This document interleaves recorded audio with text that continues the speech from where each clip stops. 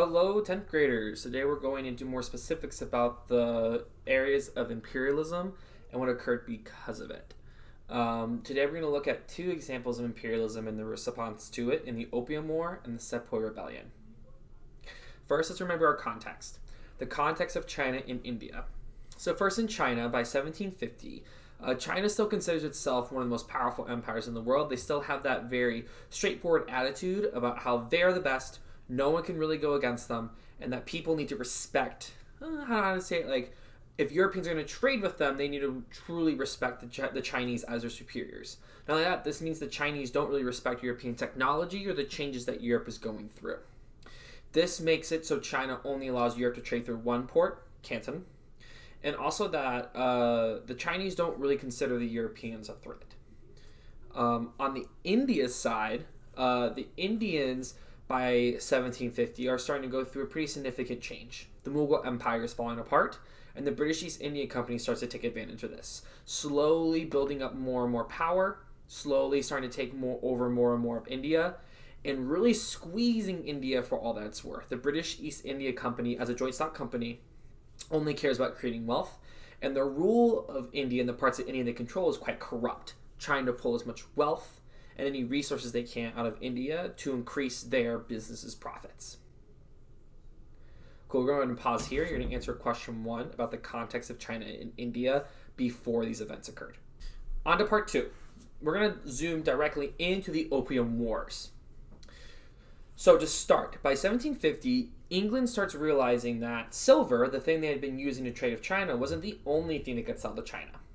They figured out opium, a highly addictive drug, could also be sold. Now, opium was used in Chinese medicines for a long time, but the amount of opium the British were able to sell China, it started to become used outside of just medicine. It started to be used as a recreational drug. Opium is extremely addictive, and as more and more Chinese started to get addicted, the Chinese government took notice. This is evident by how much opium the British were selling. From 1750 to 1850, the amount of opium sold by the British went from 1,000 chests a year to 180,000 chests a year. Went from 1,000 chests a year to 80,000 chests a year. Each chest holds about 140 pounds of opium. That's a lot of opium being sold into China. And that's potentially a lot of people getting addicted to opium. The Chinese response was at first they kind of ignored it. Opium trade was illegal, but it was important to the Chinese they didn't really upset Europe that much. But by the time they got to around 1830s, the Chinese were getting very upset. And in fact, they warned and threatened the British that if they continued selling opium, there would be some sort of justice in response. The British, of course, ignored the Chinese. They were making a lot of money off this opium trade. And in response, this opium trade was also very easy for the British, as they were growing their opium in India, so it was close by, an easy trade.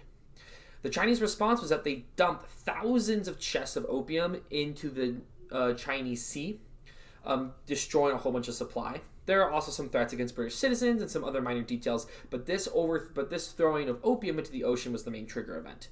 The British declared war on China and swiftly defeated them in a 3-year war known as the First Opium War.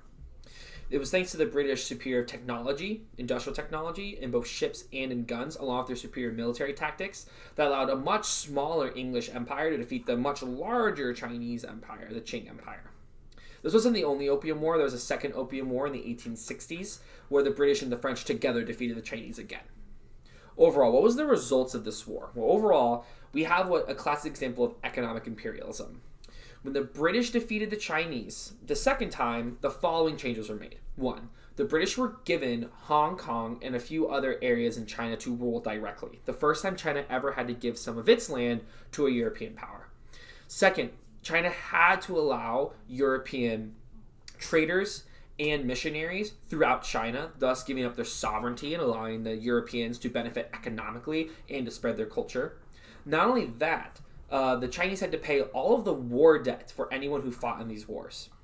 European countries swiftly started to have more influence within China, establishing what was called zones of influence, where they're the only European countries allowed to trade. This is something most European countries have wanted, as the large Chinese population meant that they could make a lot of money off selling to the Chinese. The final result was that the Chinese people did not really respect the government anymore. This would later on cause more and more rebellions against the Chinese government, which is truly why the Qing Empire is going to fall, as they faced worsening and worsening rebellions from their own people that would make it crumble from within. But the basic idea is that the Europeans did not want to rule China directly. That would cost a lot of money and a lot of manpower. Instead, they used a form of imperialism known as economic imperialism, where they forced the Chinese to take part in economic actions that supported the Europeans, and not really the Chinese, under threat of violence, where if the Chinese did not do this, the Europeans said they'd come back and defeat them again. Cool, we're going to pause and you're going to answer question 2 about the Opium Wars. Go ahead and go. So you've answered question 2. Now we're going to part 3, the Sepoy Rebellion. Remember, we're in India.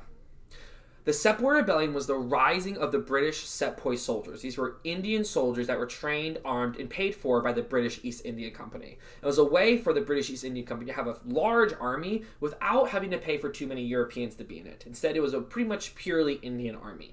Now, the Sepoy Rebellion, also known as the Indian Mutiny, was the rising of these soldiers and other Indians against the British East India Company's rule. Why did that happen? Well, there are multiple causes. Of course, in history, there's really ever one thing that causes a change. So let's kind of list these causes real fast. First was the British insistence on trying to convert Indians to Christianity, a religion they didn't really like and didn't really agree with. The British were also pretty insensitive to both Muslim and Hindu cultural values and beliefs, which, considering the majority of the population was Hindu, or a good chunk of them were also Muslim, this is angering most of their population. The British were also pretty merciless when it came to conquering and taking new territory. They had one system where if a ruler died without a child, the British East India Company could just take that land. And they also started to take part in cultural insults when they started taking specific pieces of lands that were when they started taking specific lands that were considered religious, thus angering the Indians even more. Last but not least, the British were not treating their own soldiers very well. Soldiers' pay was cut, and few sepoys were allowed to have officers' positions. So the British company itself, the British East Indian Company, was not treating sepoy soldiers well, and allowing British officers, who were at times very cruel and corrupt officers, to run things, angering their own soldiers. Overall, this led to the Sepoy Rebellion, and at one point, over half of the British East Indian Company's territories were revolting against them. This rebellion was treated very seriously by the British. They have been projecting this air that they were better than the Indians, and not only that, they've been telling the Indians that the British were more civilized and stronger than them. The British believed the Indians to be savages. Thus, this rebellion was very harsh, as the British put down and killed millions of Indians to end the rebellion. Not just soldiers either. Many innocents died, as the British considered it necessary to show how harsh they're willing to be to make sure the rebellion ended. And what were the effects once the British East India Company defeated the rebellion? Well, one, the British East India Company had to ask for the British government for help to end this rebellion, which led to the British government itself taking over India. So now the British government ruled India directly as a colony. It was called the British Raj. This led to, one, much more direct and careful governmental rule. Rules were much more well enforced. There was more direct government oversight, along with a stronger colonial administration. While I say that, though, the harshness of the British rule did not lessen. India was a colony of exploitation. There were already millions of people who lived in India. The government was already really well set up. So you didn't have a lot of British who moved to India to live there. Instead, the goal of the British government was to try to gain as much wealth as possible out of India. And they gained a lot of wealth out of India. First, they did that through forcing Indians to grow cotton, and taking cotton and selling it and using it as a raw resources in the factory of England. Remember, textiles was a really important industry. The British also taxed the Indians heavily, making a lot of money off tax profits. India was also a huge market with millions of Indians that had to buy British goods. This allowed the British to make a lot of money off making the Indians buy their goods. So overall, once again, the British treated the Indians pretty terribly as a way to gain as much wealth from them as possible. Yeah, cool. You're going to pause here and answer question 3, and that is the end of the lecture. Go ahead and go.